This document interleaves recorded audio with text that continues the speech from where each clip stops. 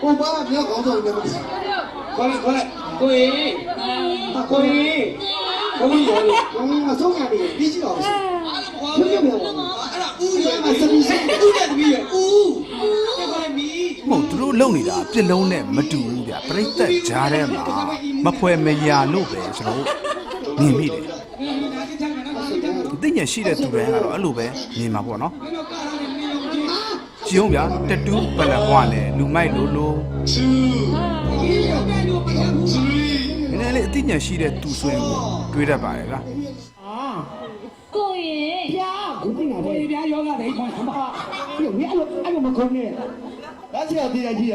我爸没有搞错，你们不是？快来，贵，